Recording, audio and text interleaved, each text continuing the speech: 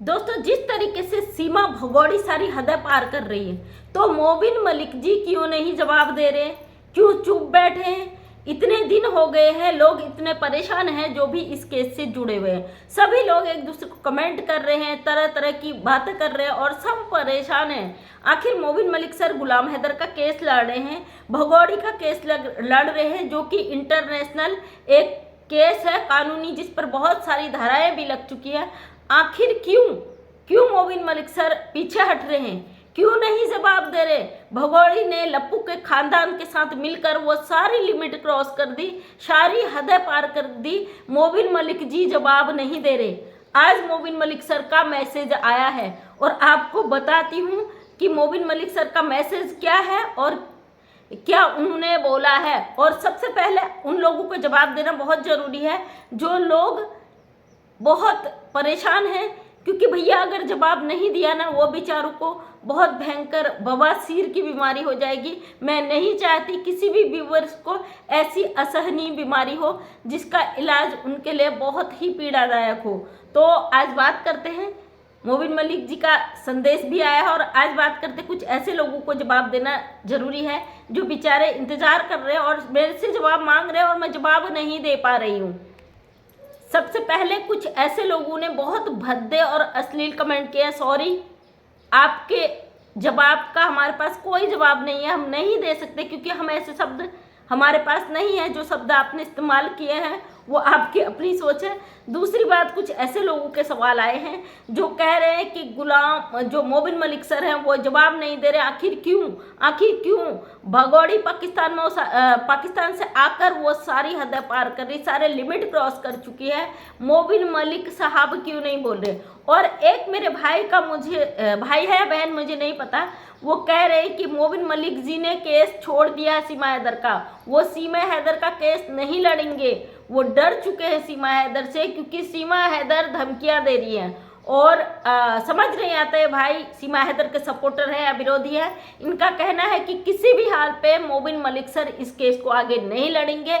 Mobin Malik sir ने case को ख़त्म कर दिया, वो आगे इस विषय पर कोई भी केस नहीं लड़ेंगे, कोई भी जिरह नहीं करेंगे। सीमा हैदर बहुत पावरफुल पर्सनैलिटी है, सीमा हैदर के विरोध में कोई लड़ ही नहीं सकता, क्योंकि सीमा हैदर के ऊपर बहुत बड़े लोगों का हाथ है।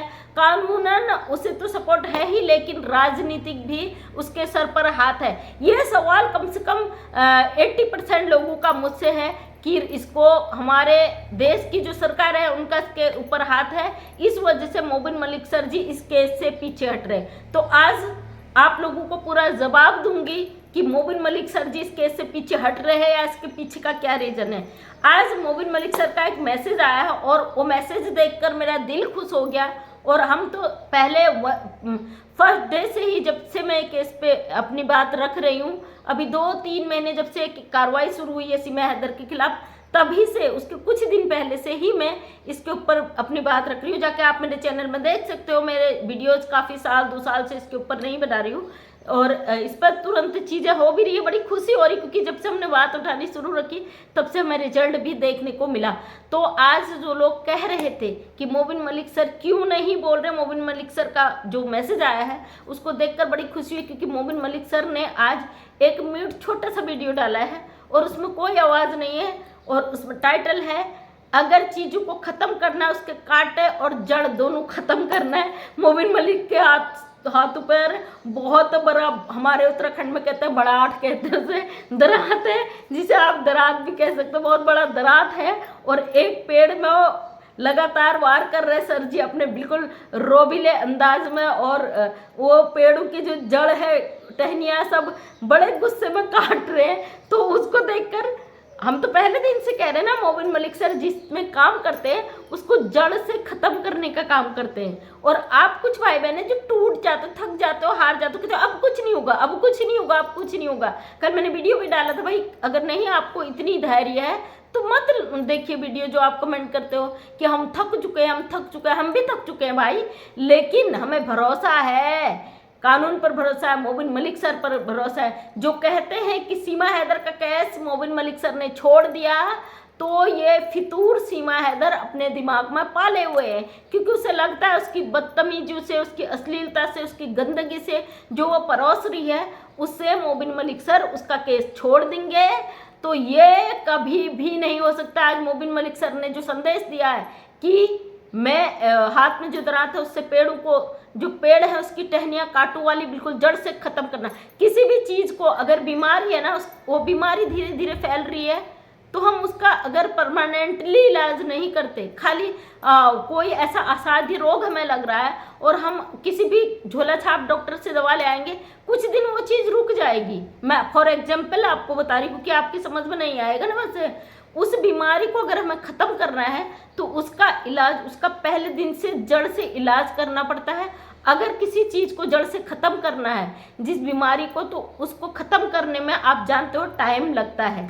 यानी कि अगर उस बीमारी को जड़ से ख़त्म करना है कि दोबारा वो बीमारी ना पनपे, तो हम उस पर अपना टाइम देंगे, जो कि आप भरोसा नहीं रख रहे हो। आपको भरोसा रखना होगा कि ये बीमारी जो है सीमा हैदर नाम की, ये इतनी तगड़ी बीमारी है, इसको जड़ से ख़त्म करने के लिए कानूनन समय चाहिए। और मोबिन सर ने आज मैसेज दिया है, जो हाथ में बड़ाट कहते हैं ना, हमारे उत्तराखंड में कहते हैं, लेकिन कुछ देशों में उसको दरात कहते हैं, वो दरात लेके जो मोबिन सर ने मैसेज दिया, तो बहुत अच्छा मैसेज दिया है कि भैया मैं जड़ से इस केस पे लगा हुआ और इसको ख़त्म करके आपके सामने रखूंगा। मतलब सीमा हैदर की पुंगी बच चुकी है भैया। ये जो नंगा नाच नाच रही है ना, ये हवा में नाच रही, इसको पता ही नहीं है। इस ऐसे लोग या तो इतने साइको, इतने सनकी होते हैं, इनके मकसद पूरा होने तक ये उससे टस से मस नहीं होते हैं। जब तक इनका मकसद पूरा नहीं होगा, ये अपनी अश्लीलता की दुकान को बंद नहीं करेगी। वहीं पे लप्पू का पूरा खानदान को ये नाप चुकी है, लप्पू का पूरा परिवार इसके लपेटे पे आ चुका है। आज भी अंजलि, भले ही ये दूसरे कंटेंट पे बात कर रहे हैं, कुछ कॉमेडी बनाने की कोशिश कर रहे हैं, लेकिन इनकी उस कॉमेडी में भी गंदगी साफ नजर आ रही है कि ये किस हद तक अश्लीलता को मचा सकते हैं, किस हद तक गंदगी को फैला सकते हैं। लगातार सीमा हैदर जो गंदगी फैला रही है, उससे देश का बच्चा बच्चा आहत है। मैं समझ सकती हूँ जो आप मुझे कमेंट करते हो कि अब हमें ये लगता है कि ये भारत से नहीं जाएगी, अब हमें ये लगता है कि ये केस ऐसे ही रह जाएगा, अब हमें ये लगता है कि मोबिन मलिक सर ने केस छोड़ दिया। अरे अब मैं कुछ ऐसा बोल देती, सॉरी। अबे आप जरा अपने माइंड में थोड़ा सा तसल्ली रखो ना, ये केस है, कोई फोड़ा फुंसी वाला इलाज नहीं है कि भैया थोड़े सा ट्यूब लगा दो, एक इंजेक्शन लगा दो, खुजली गायब हो जाए, ऐसा कुछ नहीं है। ये एक कैंसर की बीमारी है सीमा हैदर। कैंसर जैसा भयानक रोग होता है, उसके लिए क्या होता है, हॉस्पिटल में एडमिट होना पड़ता है, लंबा ट्रीटमेंट करना पड़ता है, क्योंकि ये लाइलाज बीमारी है। इसका इलाज करने के लिए, इसे जड़ से ख़त्म करने के लिए इसमें टाइम लगता है। तो आप यही समझ लीजिए, सीमा हैदर एक लाइलाज बीमारी है, एक ऐसी बीमारी है जो अपने संक्रमण में पूरे समाज को घेर रही है, पूरे संक्रमण फैला रही है। उस संक्रमण को खत्म करने के लिए आपने देखा होगा ना, हमारे देश में जब कोरोना आया था, तो उस कोरोना को खत्म करने के लिए हमारे माननीय प्रधानमंत्री जी ने लॉकडाउन लगा दिया था, लोग घरों में कैद हो गए थे और लोगों के खाने पीने के लाले पड़ गए थे। तो मोदी जी ने राशन भी भिजवाया था, उनकी फ्री दवाइयाँ भी भिजवाई थी, लॉकडाउन लगा के उस बीमारी को कंट्रोल किया था। तो मोबिन मलिक सर जवाब इसलिए नहीं दे रहे, भाई आप लॉकडाउन समझ लीजिए कि ये सीमा हैदर की जो लाइलाज बीमारी है, संक्रमण है, उसे ख़त्म करने के लिए मोबिन सर ने लॉकडाउन लगा दिया है। यानी कि सीमा हैदर की जो बीमारी है उसको जड़ से निकालकर मोबिन मलिक सर फेंकने की तैयारी कर रहे हैं।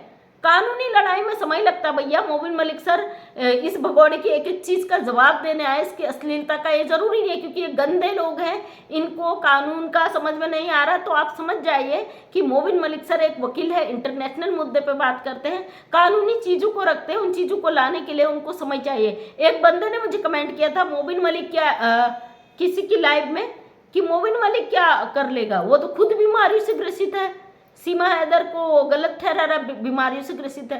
बेटे जब अच्छे लोग आते हैं ना ग्राउंड में, उन्हें बहुत सारी मुश्किलों का सामना करना पड़ता है, लेकिन मोबिन मलिक सर जी के साथ हम खड़े हैं। हम दुआ करते ऊपर वाले से कि भगवान अल्लाह, यीशु मसीह, वाहेगुरु, सबकी दुआएं उनके साथ हैं। और हमारे देश की जो 140 करोड़ जनसंख्या है, उनकी दुआएं मोबिन मलिक सर के साथ हैं। उन परिवारों की दुआएं मोबिन मलिक सर के साथ हैं जिनके घर ऐसी औरतों के कारण बर्बाद हो चुके हैं, टूट चुके हैं, दफा हो चुके हैं। उन सब की दुआएं मोबिन मलिक सर जी के साथ है। हम भारत के वासी, और अब सबसे पहले हमारी जिम्मेदारी है, हमारे देश के अंदर अगर कुछ गलत हो रहा है तो उसको उखेड़ के फेंकना हमारा पहली जिम्मेदारी बनती है, जिसको मोबिन मलिक सर बखूबी निभा रहे हैं।